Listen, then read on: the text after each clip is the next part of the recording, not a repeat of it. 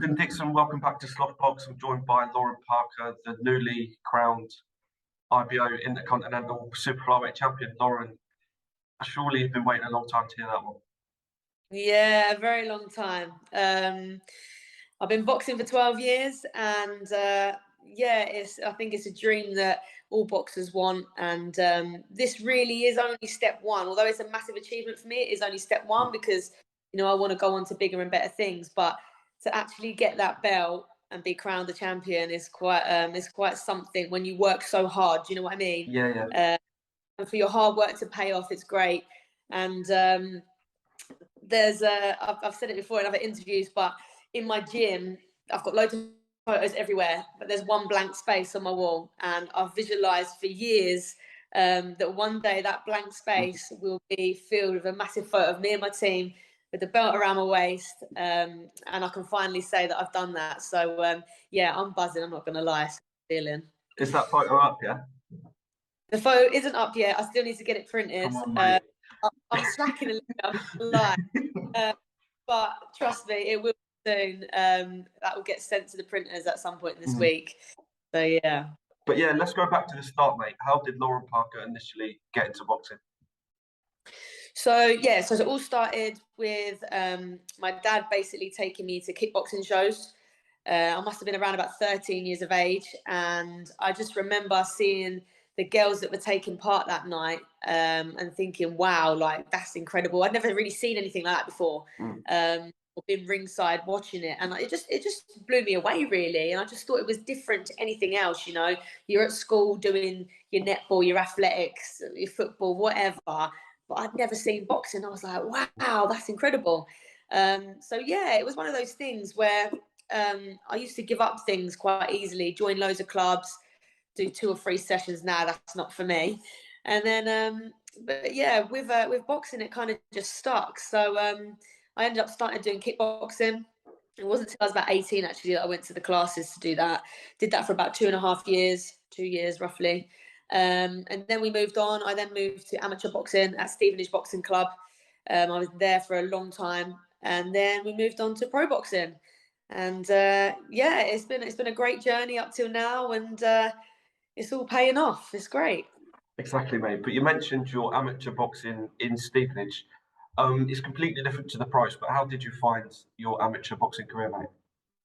I love my amateur boxing career. It's built me to what I am now. I didn't have a lot of fights in the amateurs. I only had about 20. So compared to some of the top end pros that you're sort of seeing now, they've got a lot of experience. So if you look at me, I'm relatively inexperienced, but I think I've done a lot of catching up with the training I've done, that sort of thing. I had a good amateur career. Great. I ended up doing like loads of different talent camps. I entered the ABAs a few times. I ended up going to Haringey Box Cut, won gold at Haringey Box Cut, which was a massive achievement for me as it's one of the tournaments in Europe, I believe. So that was a highlight. My ultimate goal as an amateur, and I think most amateurs, is to get on Team GB, go to the Olympics, that sort of thing. Fortunately, that didn't happen for me, but you move on and go for the next big thing. So we decided to turn pro, and that was due to the fact, I don't know if you know too much, but with amateur boxing, you've got the England boxing, then it switched to the alliance boxing. I don't know if you know that. And basically, my club at the time decided to go to the alliance boxing, and basically what it meant for me was there was like no competition, and I was like, wow, like, literally, I love this sport, and there's nothing for me. The idea of having to move club and travel really far to go to an England based club, it just wasn't going to work for me. So that's when we just decided, you know what's going on in the pro game? Could we maybe fit in, give it a go? And we did. Now look at it. Things happen for reasons. So exactly, mate. But you mentioned turning pro. You had a long amateur career, so the nerves, it must have been crazy. But what was that pro debut like for yourself? It was a win. Yes. The pro debut was crazy. I think I'd had a little bit of time. I can't even remember the dates. There was a little bit of time from my last amateur fight to my pro fight. And especially when I signed as well, because I think I signed in like July, August, and then I didn't box until May the following year. So it was like quite a lot of waiting around. Like, yeah, I've like signed this contract. I just want to box, you know.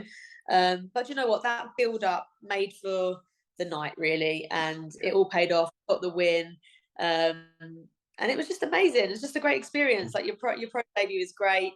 Yeah, I mean, it's a funny one because although that was great, I look back at even my first 6 fights compared to how I am now post COVID.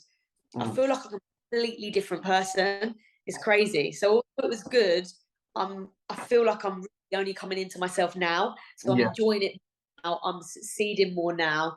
Yeah, it's great. But yeah, all round good. You say you're enjoying it more now. I think that shows in your last fight. You know, you're now the IBO Intercontinental Super Flyweight champion, mate. Yeah. What a night that must have been. Do you know what? It was crazy. I actually surprisingly felt okay. Now, when I first signed with Unified Promotion, they laid it on the line like it's going to have a TV deal. We're going to blow it up. It's going to be massive, this, that, and the other.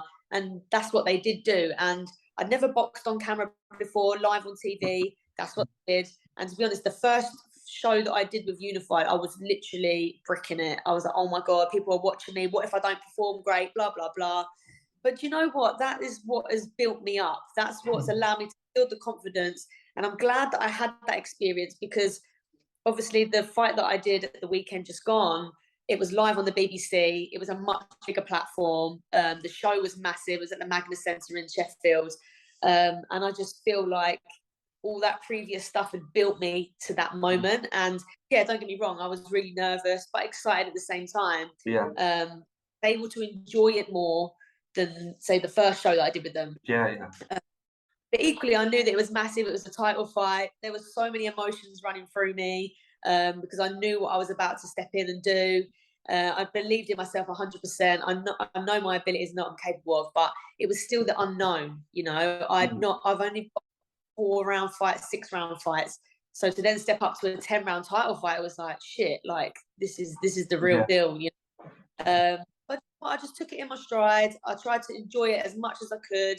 I've got a good team around me. I've got a really, really good support network too. And I just literally made the most of it, soaked it up. And looking back, I just feel like it all goes a little bit too quick. You know, it's all done and dusted now. It's like a blink. But got the title and happy days. But yeah, you mentioned it was your first 10-rounder. That's the thing. It was a proper test on like all aspects. You must have slept well Saturday night. Do you know what? I didn't actually sleep. Like literally after the fights, it's like, right, where are we going? We end up going back to the hotel. We're in the lobby, everyone's drinking, I don't. And then like we ended up just chatting till like 3 o'clock in the morning. And then by the time I've done that, I went back to my room, showered. Then you have a little look at your phone. Your phone blows up, and I'm the type of person that I want to message everyone and be like, I'll get, because I'm appreciative of the support and you know the messages. So by the time you've done all that, I'm like, right. So I got into bed, I laid there, turned the light off, and I'm just like looking out of one arm, like, I can't sleep. This is a joke. So I end up getting up. I got up, and then I'm back on the phone again. Then before you know it, it's breakfast. So I'm texting my coach going, are you up yet?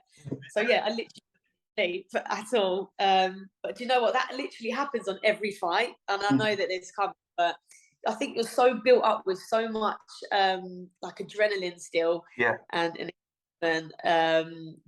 but on the journey home, not going to lie, I think we stopped at a service station, and then the rest of the journey home, I was literally like noddy dogging the whole way, like, looking at a one eye. But yeah, it was it caught up on me, but I'm all right. I'm good. Something interesting that I read about the fight is that in the mouth guards they fitted like some technology to detect like the punches took the head. And that what was like the reasoning behind that, and was you happy with that, or like explain it a bit? Yeah, I think obviously I think it was ProTech.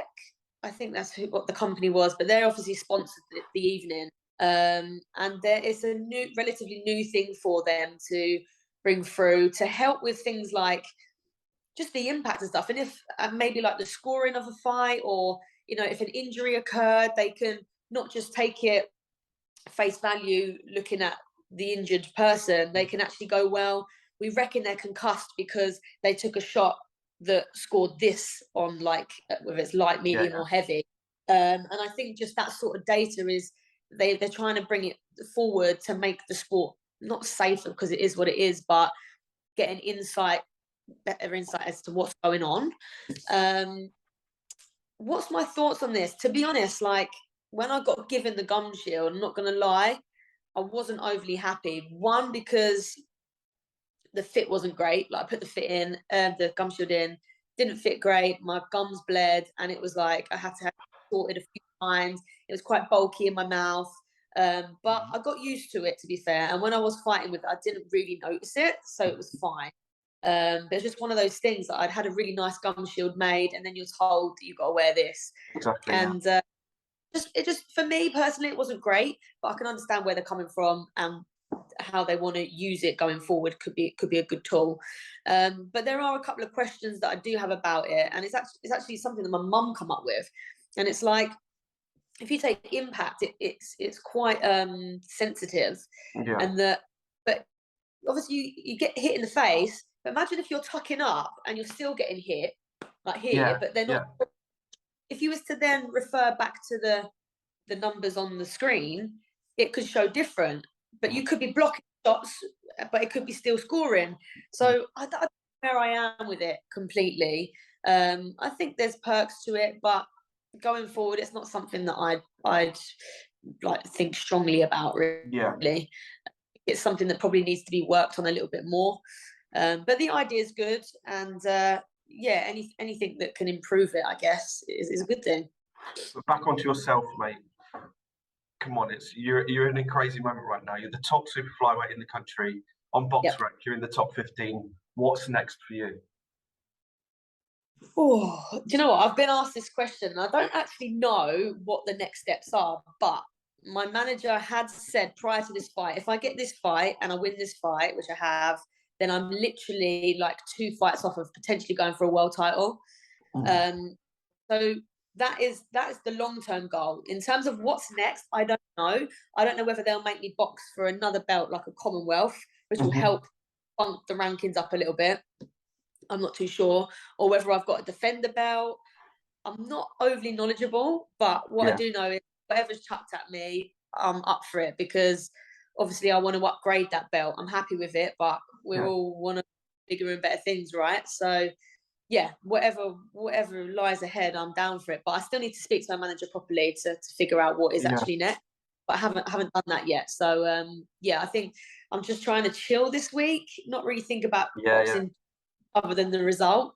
And then we'll think about what's next. But I'd like to keep the ball rolling, because that's one thing with me. If you keep me stagnant, I mean, I'm never stagnant, but in terms of fighting, if you keep me inactive, it's not always great for me. Like I think every couple months, 3 months is great, but 6 months really is a little bit too long. I mean, I think it might have been actually the last time I boxed was April, and I was meant to box September. That obviously fell through, and then obviously October. But how it's rolling is okay. I would potentially maybe like to fight a little bit sooner, but I'm literally taking anything at the minute.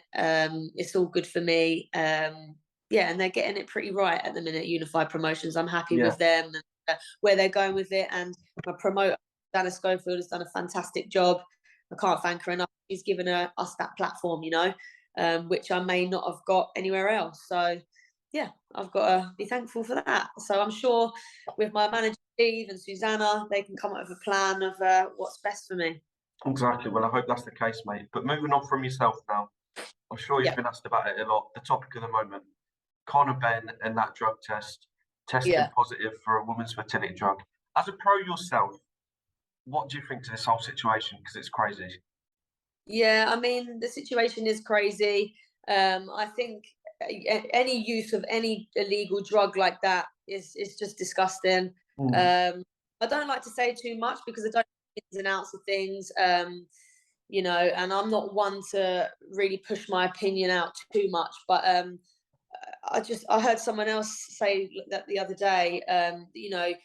Us athletes going in there who are clean, it's hard enough anyway. This is hard sport.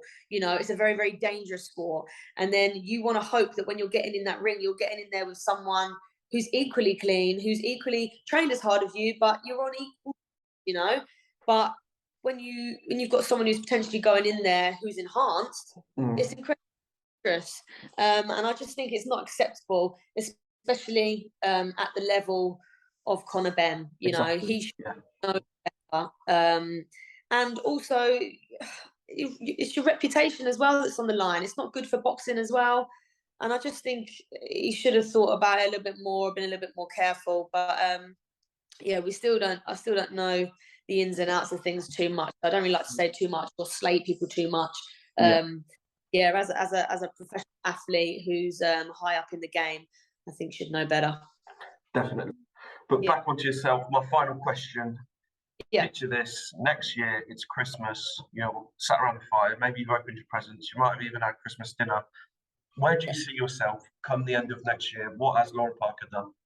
What has Lauren Parker done? I think it